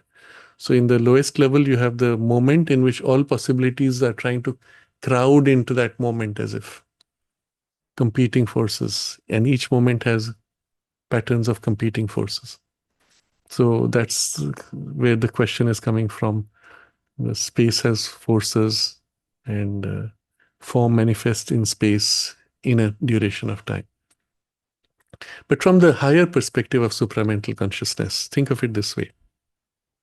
Everything that can be and everything that is, everything that was, are all simultaneously present in the totality of Brahman. They are right here, right now. There's no space-time. They're all independently, uniquely, individually existent in and as Brahman. And then there is a poise the Brahman takes where it puts some of these things in relation with each other. And once that relation is set, there is an inevitable unfoldment of that relationship in sequencing in the next poise of the Brahman. So, a flower grows out of a branch of a tree. Tree grows out of the soil of a mountain. A relationship has been set. Now, wherever mountain exists, tree will try to grow out of it. Wherever tree grows, flower will try to grow out of it. That's how it happens. And so for specific events, certain relationships are set and those relationships now compete. One of them outcomes, one of them does not. So once you go into that level, you see how from the poise of supermind, everything is held simultaneously in its highest station, and then relationship sets and then things flow. In the way the relationships are set, you have the perception of space. There is no other space. Space is the relationships that the Brahman holds with all of its aspects and the interrelations it creates. So there's the sense of an expanse because there are things in the expanse which relate to each other, even if they're unmanifest. If they're unmanifest, you say empty space. When they're manifest, you say two objects, whether they're particles or galaxies, and you have a relationship. But the relationship was there even if they were not manifest. And then in their relation, there are infinite variations in the relation. And those variations of relation now flow, unfolding one after the other, as if in the consciousness of Brahman dwelling on it. I enjoy this, dwell on that, dwell on this relationship, dwell on that relationship. As it flows through all these, in its dwelling, in its dreaming, in its concentration, you have the sense of an unfolding time. This is what is described in the ancient text of the Brihad Aranyaka Upanishad. Is it where time unfolding or the divine flowing in time is like described as a horse. his entire consciousness flowing, enjoying itself, its possibilities, and unfolding, unveiling, drawing out newer and newer possibilities, and it's flowing as if that's the divine creative consciousness, like the horse, the force, the power with which it flows. And there are descriptions. One eye is the sun, one is the moon, and Agni is the, I don't remember now, the speech, the breath is the Vayu. So all the powers of the divine creative consciousness as they form what is unfolding in the front. And what is now no more relevant is fading out into the past, in the back, in the hind of the horse. Things fading out as if subsiding into the unmanifest, from which they manifested and are again withdrawn into the unmanifest. So that's the sense of time. I don't know if that answers the question, but this would be the perspective in the experience from the highest. And as we approach a more intuitive consciousness, we recognize the sense of space and time as something much more deep and rich than our physical sense of space and time. We understand it also as a crowd of possibilities and influences, which are present in any case. And they're present right now. Even though you don't see them, you sense them. You sense the pulls and pushes on a given situation. And then you're able to intervene when you are more conscious in those things, in those layers, in those parts. You can also intervene in those things. So if, let me give an example here. Sri Aurobindo is steering the freedom struggle in India. So in some part of his consciousness, he's directing the events, nudging, pushing, withholding. He senses the struggles, the difficulties, the resistant parts, intervenes where necessary. And so in that consciousness, it's as if he is pulling against resistance, pushing against resistance, shaping events. And it takes place as if in his own larger universal consciousness. But it acts because identified through individuals and circumstances. In that, he senses the incoming crisis point. Here's a position where he can see that very likely we are heading for a huge breakup, a division, a partition of India. And he sees this far ahead. He sees the chaos which will follow. So 1934, I think, there's the question Purani asks him, because these were all freedom fighters and they had given up the freedom fight to do the sadhana. He says, I'm still worried for India. And Sri Aurobindo says, don't worry, that's already decided. The freedom is certain because it's already done on the higher planes. And then Sri Aurobindo writes, I'm more concerned with what India will do with her freedom. Bolshevism or Gunda Raj, things look ominous. So when he says he's concerned, it's not as if he's an armchair thinker, oh, maybe it will go this way. He's feeling, seeing, sensing this trend. And he sees these two tendencies, Bolshevism, which is a very crude form of communism, and Gunda Raj, which is a crude mafia type rule. We got both practically. And if they were diminished, it was because of the intervention of his consciousness to limit and minimize the damage. But he's navigating, struggling against this. So when he says, I'm concerned with this, it's not like he's thinking and saying, hey, I'm concerned it might happen. He's concerned with it right now in 1934 when he's struggling to prevent it from happening. That's how it would work. So when the Trikala Drishti is experienced, it's not merely a seeing. Remember, the consciousness is in Jnana. Jnana is the first step, then comes Trikala Drishti, isn't it? So in Jnana, in this knowledge experience, you see, feel things as they're unfolding, and you are one with what you know, to whatever degree the height at which you're registering the experience. And then you have the capacity to intervene and to modify. Of course, you're rooted in those resistant parts. And if those parts at that point said, you know what, instead of staying my stupid, numb, dumb person, I choose to open myself to the divine and say whatever you will. So you're pushing against resistance, and suddenly this part wakes up and says, here, I offer myself to be an instrument. And immediately the divine consciousness can take that up and rapidly flow through to achieve an outcome. Where earlier it experienced huge resistance to making that outcome. So why is this important? Because we are still at that point where things are in the balance. They're turning, but how much? Will they turn rapidly or will it take long? Will it be through much suffering or through less suffering or no suffering? If everybody said, a majority of humanity said, well, let's give up our old way of thinking and open to a higher, newer truth that is before us. And rapidly we would make that transition. That's where all of us have a role and a responsibility. To the extent we choose to open to the divine consciousness as conscious vehicles, instruments, to the extent we let go our past preconceptions and even fears of what might or might not happen and ask for the divine Shakti, the divine mother to work through us and do what is best.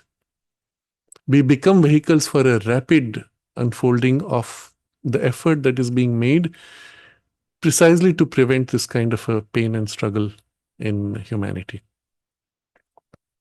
So I hope Maureen's question has been sufficiently answered. I'll just look at the chat box and take a look at what's here.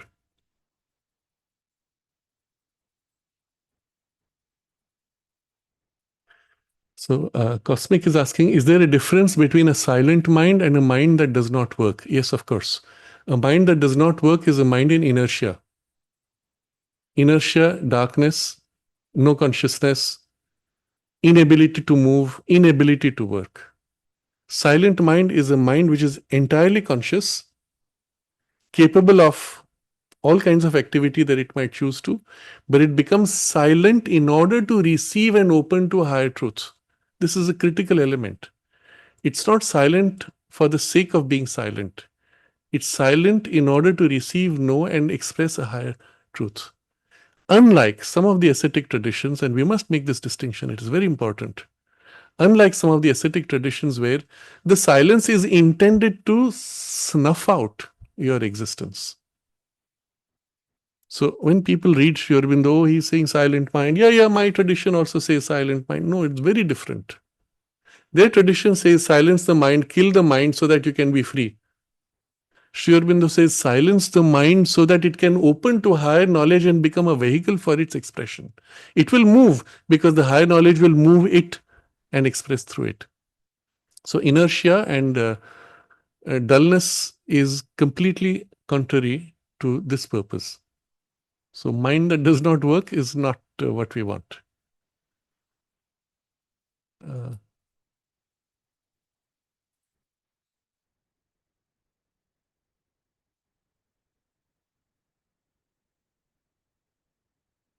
This is a question about gravity. I will not take that up now, but we'll look at other questions.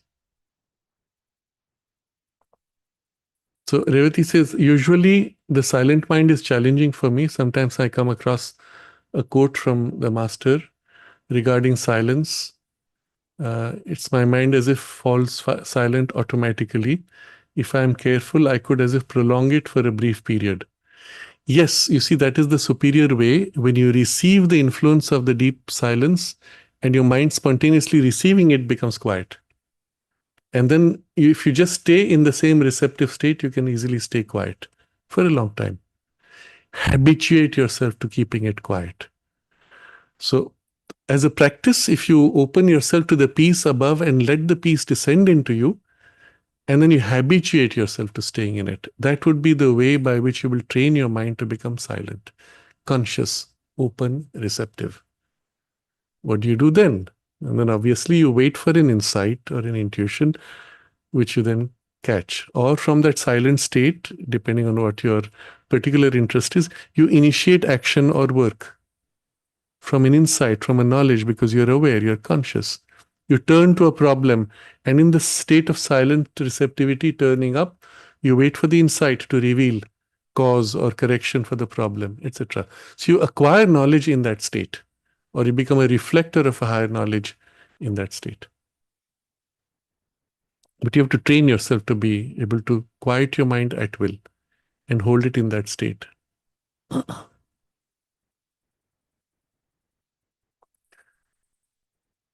Okay, so since this question has come many times about gravity and converging electric fields, it's a discussion I had about the Vedic physics. I'll just answer in brief now, but it's a topic I will take up later, perhaps in more detail. It's the gradient of the field, it's not the charge direction which is important. The contrarian is asking about this question. Sun is positive, Earth is largely negative. It's not about the attraction and repulsion of the charges. It's the gradient of the charge, the spread which makes for gravity, and it doesn't matter which charge it is. That once you are free of the idea of charge, think of the field itself spreading out. On a sphere, you have field lines, and the fact that it spreads out, it's that divergence which makes for the gravitation, not the charge itself. And it doesn't matter which charge it is. Charge will have its own effect of attraction, repulsion. The divergence of the field is what creates the gravitational field. If you can make the divergent field parallel, you would have neutralized the gravity. If you make it the other way, you would have anti-gravity. So it's the field lines and their divergence which you have to control. The charge itself is irrelevant for this. I hope that answers the question. Sorry for the others if it was a technical question.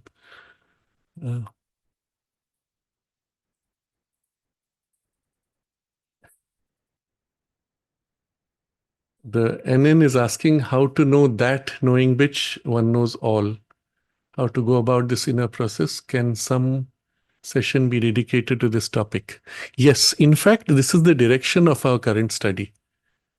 Jnana is precisely this, the knowledge of the divine consciousness, but knowledge not in a mental verbal, it's an experiential knowledge. You experience the thing, you are what you know. When you gain that, and because that is one and that is all is an expression of it, you have the knowledge of all. That's really the secret. How do you gain knowledge of the one that is all?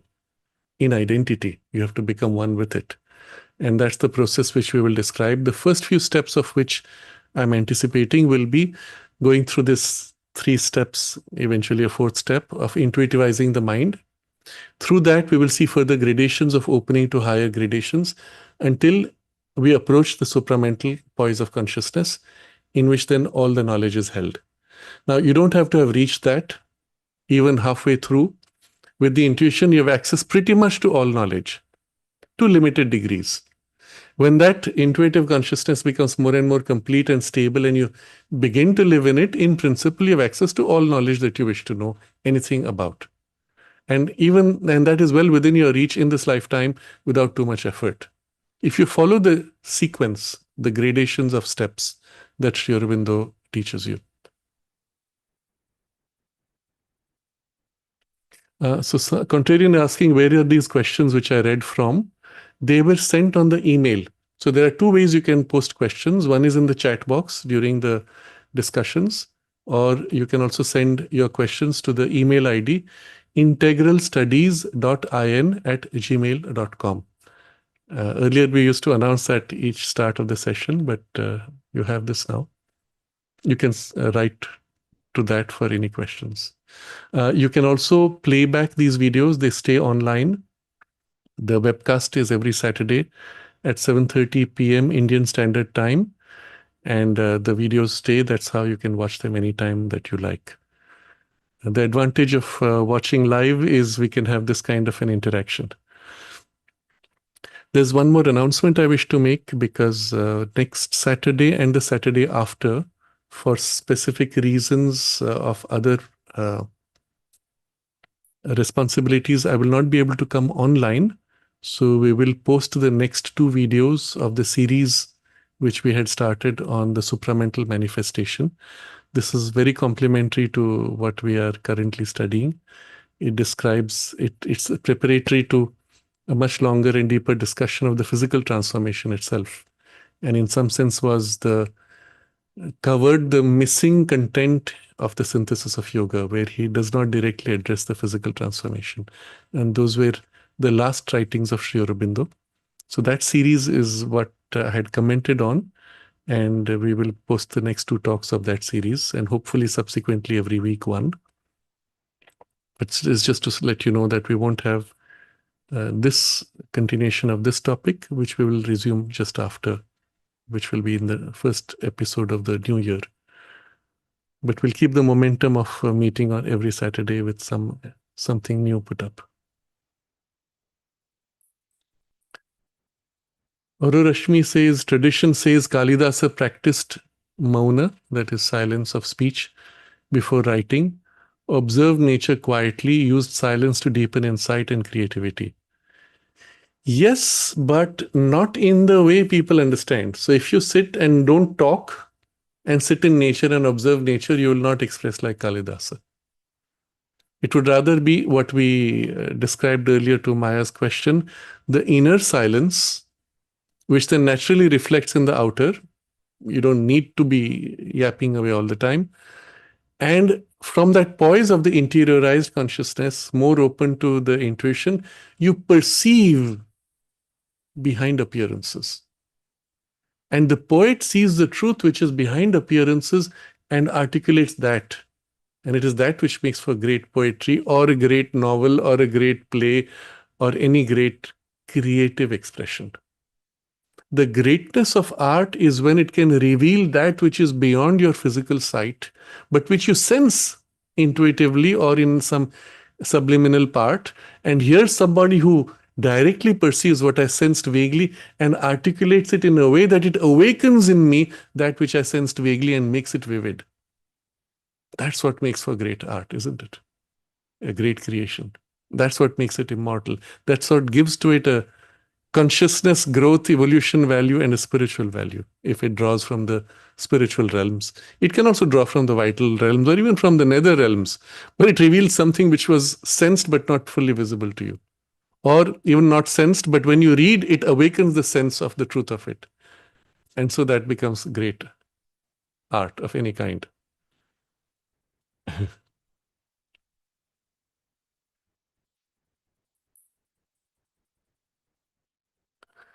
Yes, so someone is commenting, Manmohan is saying, is in Savitri, the word mathematics comes at some places.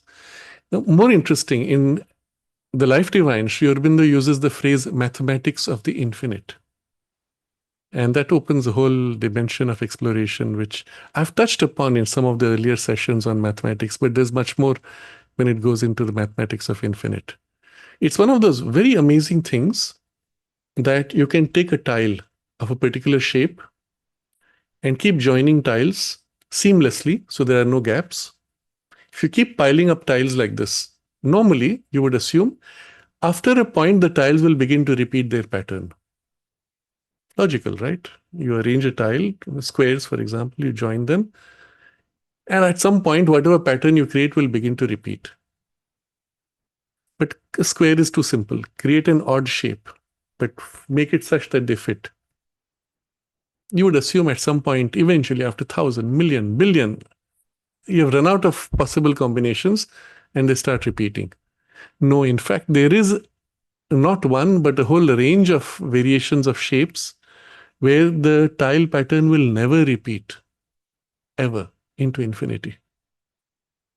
A finite piece added unendingly would actually create a pattern that has no repetition ever. Each is unique.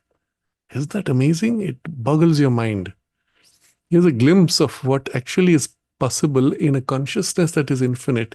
It can hold an infinite extension, but nothing ever repeats. Each thing is unique. There are no two parts that you can take and say, here I can impose this on that and it matches.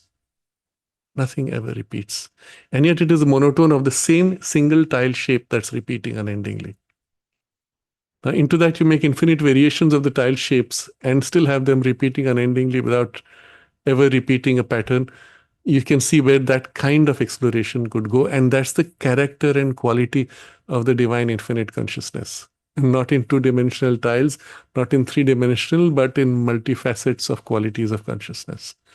So there's a whole dimension of this thing we can call mathematics of the infinite. And there are relationships between infinities and all that, which also are captured. Truths of that are captured in the mathematics of today, what is called Cantor's infinites. But this goes much more. What Sri Aurobindo describes is much more free and supple in the infinity.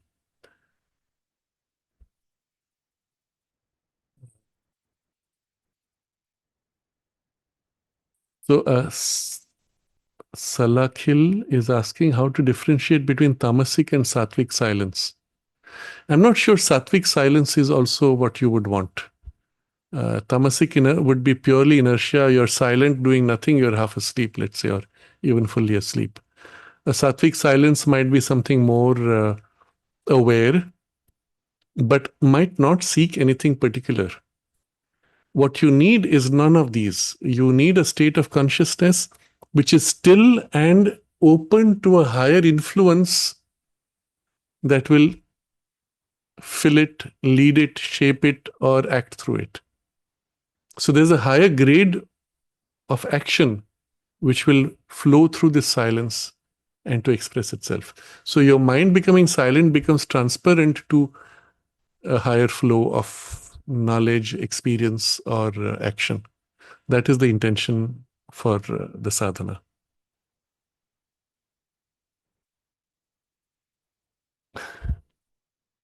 So to contrarian, yes, the gradient is negative in sign. That's not important. It is the fact that there is a, sorry, it's a technical question. So I'm just staying with the technical part of it. The negative sign is irrelevant. Think of it in terms of absolute value of the gradient. You obviously have a background of mathematics. Think of it purely in terms of absolute value. I'll describe it like this. If you take a wave, you put a drop, a ripple. This is going into the whole logic of gravity and anti-gravity. You put a drop and it creates a wave. And the wave is rippling out and rippling in, let's say, put it in a basin. It ripples out, bounces, comes back. You'll have these round circles, okay? Now, if under the water basin, you put a slant, a slope, because the wave is not only horizontal, it's also vertical. So the portion where the wave approaches the slope has a different resistance than where it's deep. Very quickly, the center will begin to drift towards the deeper side. As it pulses, because there's a resistance here to the density of response of, there's a push from the wave bouncing here, the center of the ripple will shift. That's your gravity. So in the electric field, the divergence is creating this slope which pushes things in a particular direction. In this case, in the slope, it's the other direction. It's where things converge. The pulsating wave drifts towards that. Why is this important? Because every particle is a phased lock wave. As it's pulsing and there's a gradient in the field, the pulsation tends towards, in this case, towards the center of the field from where the gradient starts. That's your gravity. So the idea is there's no such thing as gravitational force. Gravity is the consequence of a gradient in the ether. You change the gradient of the ether, you will get gravitational effects. And the ether, the gradient of the ether is controlled by electric fields. That's at the core of the whole logic. I don't want to go too much into technicalities, but I was avoiding going too much in this detail. But that's all there is to it. I was very interested to see, I was not prepared for this today, but I was very interested to see about 6 months ago, there was some news article about a scientist who came out with a theory of gravity, where he actually describes gravity as a gradient of electric fields. And he uses the phrase gradient. So if you like, I've saved that link somewhere. I can find it and post it another time. Or maybe after a few days, you will find it in this chat, in the description box. If I find it, I'll post the link there. So Jessica is saying our blood cells have electric charges to ensure they don't clump together. Yes, there's much more to it. It's not just that the cells have electric charge. The electric charges exist inside the cells. A very large number of biological operations within the cells are handled by electric fields. And the electric fields are so high because it's a small space. Even if you put 1 volt inside a cell, single cell, so 1 volt in a distance which is some, I don't know how many micrometers, is equivalent of some million volts in a few centimeters. If you had a 1,000,000 volt electric field at this distance, that's the strength of the electric field inside the cells.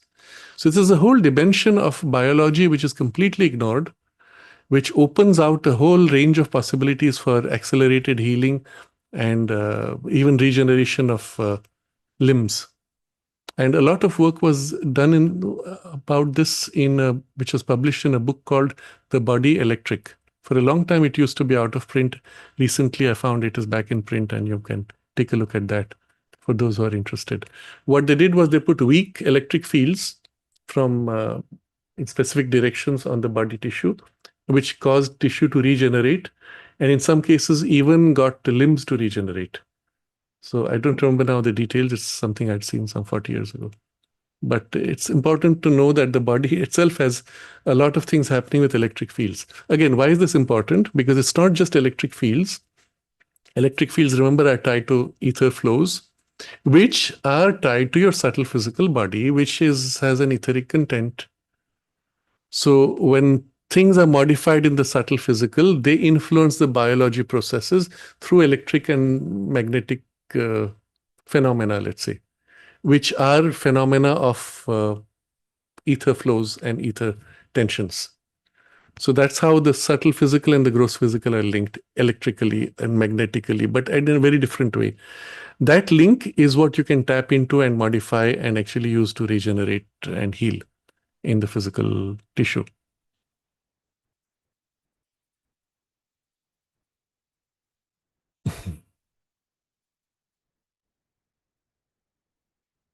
Okay.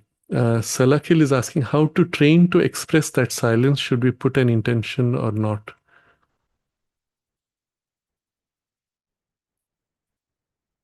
Uh,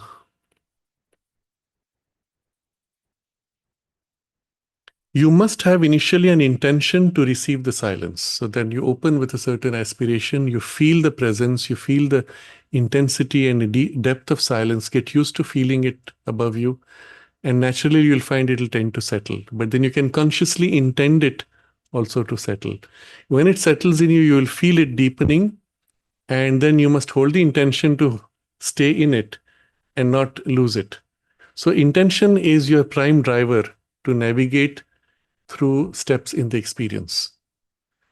Word and intention as the word you can replace by the word aspiration. They're equivalent. But there's a difference. Most people understand the word aspiration as something which is purely an emotional state. So I'm aspiring, I'm wanting intensely, but it doesn't happen. That's not the intention at all. That's why intention is a better word in this case. You want to become conscious. So that's your intention. You turn your attention up and just feel the presence. It's there. That's aspiration. But it's not an emotional, it's not a state of tension or excitation. It's just people misunderstand or misrepresent the term. Feel, hold, direct with your attention. So that guided meditation, which I've referred to before, would be very helpful for you to be able to make that contact with the experience first. Yes, so I think we have finished pretty much all the time we had for today, and we will move on with one last question, which somebody called Sirius is saying, do you have any lectures on the realization and practices on and about the subtle body? Yes, there have been quite a few discussions about it. You will find not only in the Descent of Peace, the way by which you can become conscious of your subtle body. We have had discussions on it on a series which was on occult sciences, and then subsequently again on the out-of-body experiences. So quite a bit of discussions were there. And I want to end with this last question from Brooke, which seems to be serious. How do we stop psychic vampires, say a neighbor who are mean to us, but with a strong psychic bond? By psychic is meant emotional, vital, I suppose. How do we stop thinking or visualizing them when it drains life force? I've tried visualizing something else, meditating, even trying to befriend them. Nothing works, and they waste a lot of my energy. Yes, so we have to be careful. We are using psychic in the way typically it's used as a life force, vital energies and vital attraction, repulsion, or connections. If you find you have a bond of this kind, some connection with them, the more you think of it, the more it trains or the more it draws on.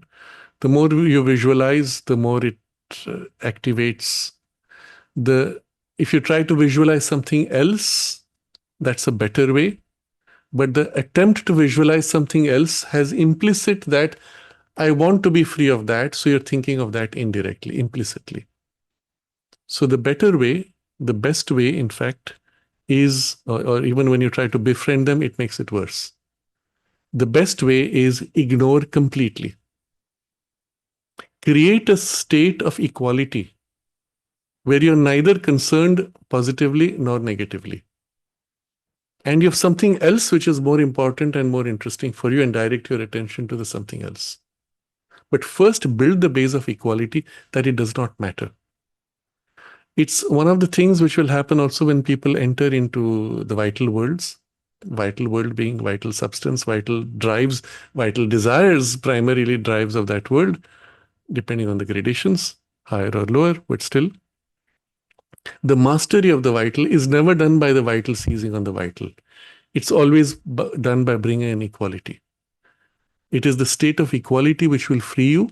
And then you are like lotus in water. Even if the thing touches you, it passes, it does not stick. That's your only way. By first becoming equal, you will be able to then direct your attention to something else, which then you build on. Not as a way to avoid this, because now this is irrelevant by equality. But you build something else and it fades out. The problem with this type of thing, what you've described through the link, is that they feed on you. They feed on your attention. Positive or negative is still attention.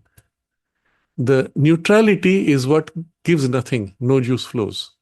And at some point, they disconnect or latch on to something else. That's your starting point. And do not tense yourself about it. Each time that you have a reaction to it, you're feeding it. No reaction. Complete equality. So you again come back to the first chatushtaya, the first limb of the integral yoga, equality and peace. Build this and turn your concentration then to something positive which is important to you.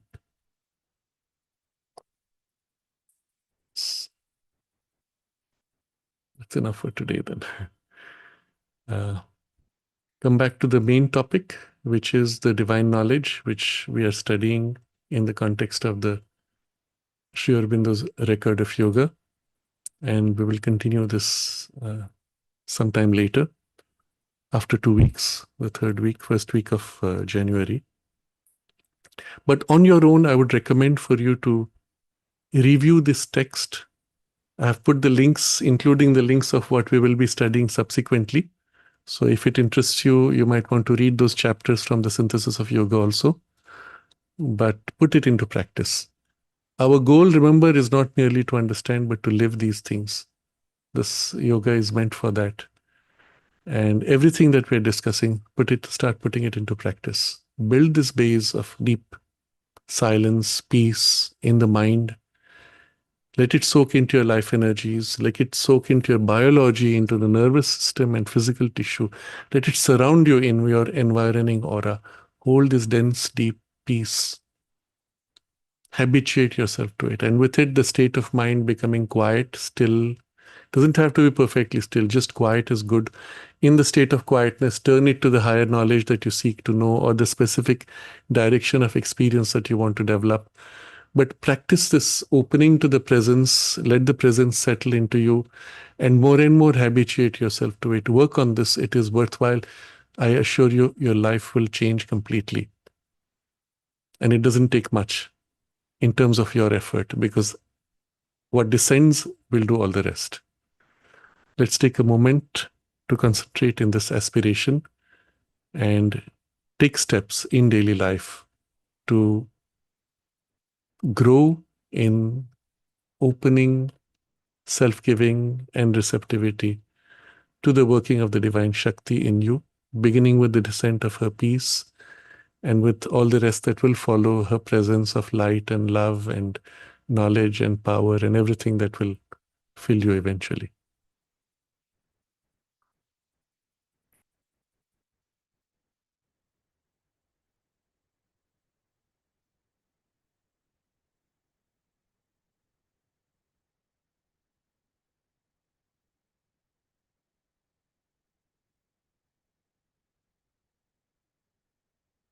Namaste.